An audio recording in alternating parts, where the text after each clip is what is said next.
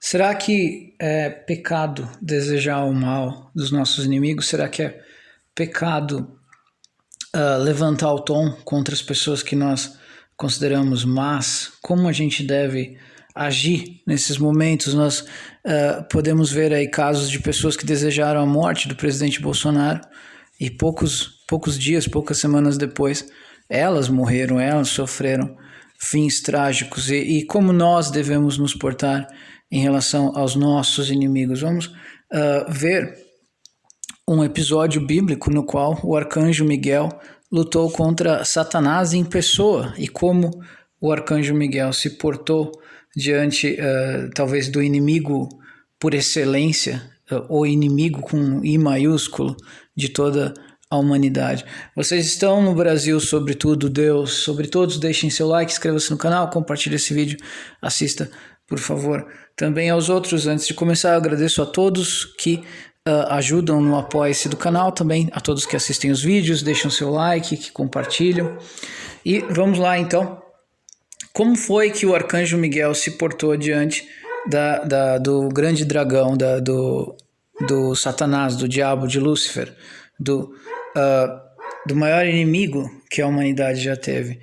Contudo, semelhantemente, esses também falsos mestres, sonhando, contaminam sua carne, rejeitam toda a autoridade e blasfemam de dignidades. Isso aqui é a carta de Judas, irmão de Cristo, não Judas o traidor, é o outro Judas.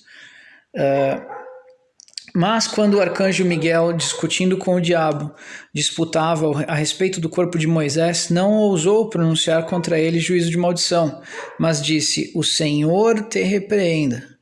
Esses, porém, blasfemam de tudo que não entendem. Então, a tradução João Almeida fala discutindo, mas a King James Version de 1611 e o original em grego, porque o Novo Testamento foi escrito originalmente em grego, não foi em hebraico.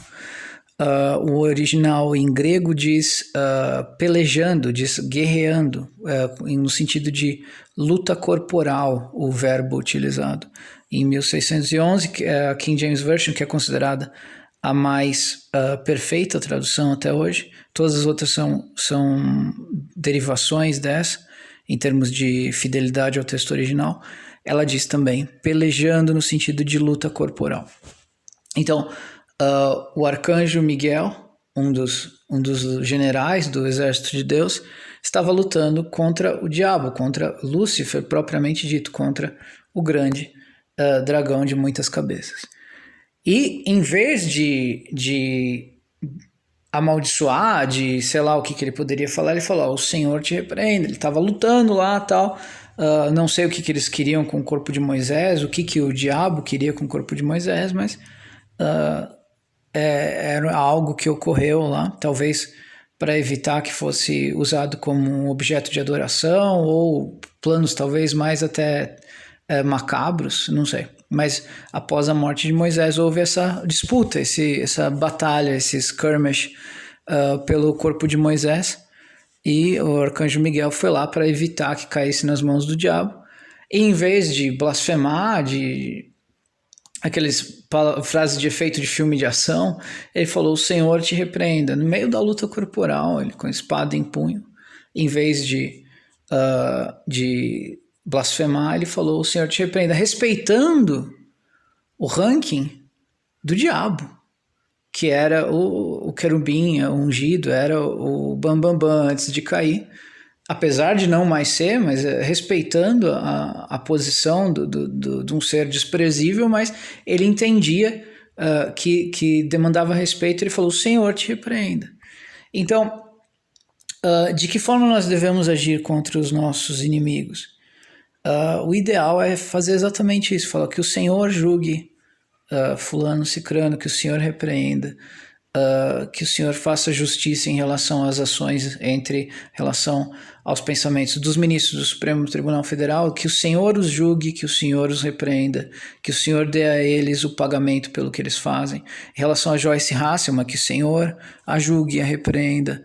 Em relação ao PT, ao Lula, a Gleisi Hoffmann, ao Marcelo Freixo, ao Jean Willis, à Maria do Rosário, Em relação a Rodrigo Maia, Davi Alcolumbre, que o Senhor os julgue, que o Senhor os repreenda. Em relação a Nicolás Maduro, que no vídeo anterior eu troquei o nome dele por Evo Morales, que o Senhor julgue e o repreenda. Em relação à China, em relação a todos os membros do Partido Comunista Chinês, em relação a João Dória, destruindo São Paulo, massacrando o estado mais importante do Brasil, o estado que sustenta o Brasil inteiro, que o Senhor o julgue, que o Senhor o repreenda. Em relação ao Bruno Covas, em relação ao governador Helder, ao governador da Bahia, todos os políticos, todos os jornalistas corruptos, todas as pessoas malignas desse país, que o Senhor as julgue e as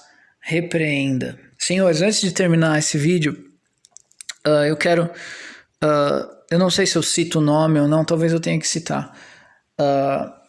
Eu, como todos vocês, eu seguia Alan dos Santos, do Terça Livre, Sarah Winter, militante de direita, que antes era militante de esquerda, depois virou de direita. Mas tem um problema muito sério com a atitude, talvez por serem muito jovens. O Alan tem 34 anos.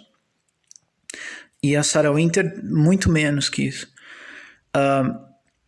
O Alan dos Santos, quando recebeu a intimação lá de que ia ter que depor, que ia ter que estava sendo investigado, Terça Livre, tudo muito injusto, claro. Mas qual foi a reação dele? Aparecendo um vídeo mostrando o dedo do meio, falando aqui pra você, não sei o quê. Isso é atitude de moleque. Ele achou que era uma briga de ginásio. E a Sarah Winter falou, Alexandre de Moraes, vou pegar você na porrada. Isso não é a atitude de uma pessoa sóbria, de uma pessoa madura. Primeiro que, por mais que seja desprezível o Alexandre de Moraes, por ser o ministro do STF, por respeito ao ranking, respeito à posição, tem que ter uma certa sobriedade a lidar, ao se manifestar. E outra, a situação é gravíssima. Você ser indiciado num processo de primeira instância já é algo terrível, tenebroso, algo que deveria pôr temor no coração das pessoas. Então, imagine da Suprema Corte do país, por mais que seja injusto, é injusto sim, mas qual que é a atitude que eu esperaria de conservadores? Fala, olha, é completamente injusto, isso não é certo, eu estou só fazendo o melhor para o meu país, eu só estou agindo conforme minhas convicções, não recebi dinheiro, não sou uma ameaça, não pretendo usar de violência, não sou terrorista, nada disso. Né? Qual foi a atitude da Sarah Winter? Vou pegar você na porrada, ou seja, jogando mais munição pro inimigo atirar. Como assim pegar na porrada? Senhores, ninguém tem obrigação de saber tudo sobre a lei do Brasil, mas pelo menos essas duas leis todo mundo tem que saber, esses 2 artigos do Código Penal. Você bater em alguém, você dar um soco, um chute, um tapa na cara, é artigo 129 do Código Penal, lesão corporal. Mas só deixou uma marquinha, é leve então, lesão corporal leve, incapacitou para o trabalho, é média, incapacitou de forma definitiva, é grave, mas encostou o dedo com a intenção de machucar, lesão corporal, é crime. Bater, brigar é crime. Se for uma briga que os dois querem brigar, é vias de fato, é contravenção penal. Tudo isso é ilegal no Brasil, não existe isso de briga de rua, não existe isso. É crime, é ilegal no Brasil. Então, quando a menina fala, eu vou bater no Alexandre de Moraes, lesão corporal se ela bater. Se ela só fala que quer bater, é ameaça, artigo 147 do Código Penal. Também é crime. Você falar que vai fazer alguma coisa contra alguém, é crime. Então, quer dizer, tá errado. Agora, o outro menino lá mostrando o dedo, tudo bem, aí fica uma questão de análise, saber se é crime ou não. Eu entenderia que não, mas é uma afronta, é um negócio desnecessário. O cara é um canalha? É um canalha, mas o Senhor te repreenda, disse Arcanjo Miguel ao diabo, que é pior do que Alexandre de Moraes, o diabo. O pai da mentira, o primeiro pecado foi dele. E qual que era o primeiro pecado? Orgulho. Então, nós apoiamos as pessoas, damos like, damos dinheiro, em alguns casos, de que forma? De forma lícita. Eu assinava a revista Terça Livre. Deixei de assinar quando eu percebi que eles estavam criticando demais o presidente Bolsonaro. Eu falei, isso não é o que eu não vou dar meu dinheiro para isso acontecer. Não quer dizer que vocês têm que parar de apoiar, mas, sei lá, centenas de milhares de reais em apoio lícito, vendo de pessoas que veem os cursos, que assinam a revista, às vezes sobe a cabeça, provoca orgulho. Orgulho é um pecado terrível, Foi o primeiro pecado. Então, de que forma, como que nós fazemos para a gente não cair no mesmo erro daqueles 5 jornalistas, acho que tem um professor, tem 4 jornalistas, que pediram a morte publicamente do presidente Bolsonaro, passou 2, 3 meses, morreram, um do coração, um caiu do avião, o helicóptero dele caiu no meio da rodovia, o caminhão veio e se colidiu com o helicóptero, até esqueci o nome, acho que é Borchardt, Amorim lá, eu esqueci o nome dele, também a mesma coisa. Então, para a gente não cair na maldição que esse pessoal caiu, isso porque eles estavam pedindo a morte de uma pessoa ungida, uma pessoa boa, mas nós temos que nos precaver até em relação a esses malditos. Como que a gente age em relação a Lula, essas coisas? Que o Senhor o julgue, que o Senhor o repreenda.